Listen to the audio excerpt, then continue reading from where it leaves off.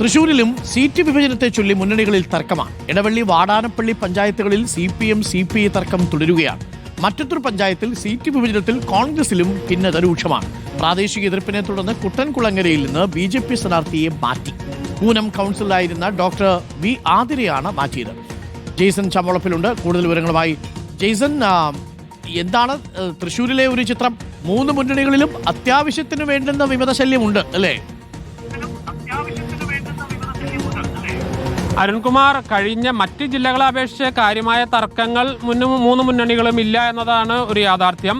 അതേസമയം തന്നെ കഴിഞ്ഞ തെരഞ്ഞെടുപ്പുകളിലെല്ലാം തന്നെ അതിരൂക്ഷമായ വിമർശനങ്ങളൊക്കെ ഉണ്ടായിരുന്ന കാലത്ത് നിന്ന് വ്യത്യസ്തമായി കാര്യമായ തർക്കങ്ങളില്ല. ഏറ്റവും പ്രധാനപ്പെട്ടത് തൃശ്ശൂരിലെ കോർപ്പറേഷനുമായി ബന്ധപ്പെട്ടാണ്. കുട്ടൻകുളങ്ങരയിൽ BJP സംസ്ഥാന പ്രസിഡന്റ് തന്നെ എത്തി പ്രഖ്യാപിച്ച ഡോക്ടർ V ആതിര, അവർ പൂങ്കുന്നത്തെ മുൻ കൗൺസിലറാണ്, നിലവിലുള്ള കൗൺസിലറാണ്.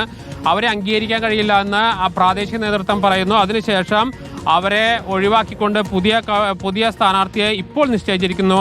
മുൻ RSS നേതാവ് G മഹാദേവന്റെ മകൾ ശ്രീവിദ്യ എമ്മാണ് പുതിയ സ്ഥാനാർത്ഥി. നേരത്തെ അരുൺകുമാർ സൂചിപ്പിച്ചതുപോലെ എളവള്ളിയിലും അതുപോലെ തന്നെ വാടാനപ്പള്ളിയിലും CPM CPIയുമായി ചെറിയ തർക്കങ്ങളുണ്ട്. അതോടൊപ്പം തന്നെ കോൺഗ്രസിന് മറ്റത്തൂർ പഞ്ചായത്ത് ഒരു കീറാമുട്ടിയായി നിൽക്കുക തന്നെയാണ്. കഴിഞ്ഞ ദിവസങ്ങളിലെല്ലാം തന്നെ DCC ഓഫീസിലെത്തി ചെറിയ തർക്കങ്ങളൊക്കെ ഉണ്ടായിരുന്നു. പക്ഷേ എല്ലാം വരുന്ന മണിക്കൂറുകളിൽ പരിഹരിക്കാമെന്ന പ്രതീക്ഷയിലാണ് 3 മുന്നണികളും. അരുൺകുമാർ, ജെയ്സൺ ചമ്മളപ്പിലാണ് ചേർന്നത്. മറ്റു ജില്ലകളെ അപേക്ഷിച്ച് നോക്കിയാൽ തൃശ്ശൂർ കുറച്ചുകൂടി ഭേദമാണ് എന്നാണ് ജെയ്സൺ ചമ്മളപ്പിൽ റിപ്പോർട്ട് ചെയ്യുന്നത്. ഒരു പ്രേക്ഷകൻ പറയുന്നു, സുബൈർ, ഈ റിപ്പോർട്ടർ ചാനൽ ഇലക്ഷൻ പ്രഖ്യാപിച്ചത് മുതൽ UDFന് വേണ്ടി LDFനെ കുറ്റം പറയുന്നുണ്ട്. LDFുകാർ റിപ്പോർട്ടർ ചാനൽ കാണുന്നതിൽ പുനരാലോചിക്കണമെന്ന് പറയുന്നു. അങ്ങനല്ലല്ലോ തിരിച്ച് ബാക്കിയുള്ള ആൾക്കാർ പറയുന്നത്. അപ്പോൾ ശരിക്കും നമ്മൾ ആരാ എന്നുള്ളതാണ് ചോദ്യം. വാർത്തകൾക്ക് പിന്നാലെയാണ്. ആരെയും നമ്മൾ അനാവശ്യമായിട്ട് കുറ്റം പറയാറുമില്ല.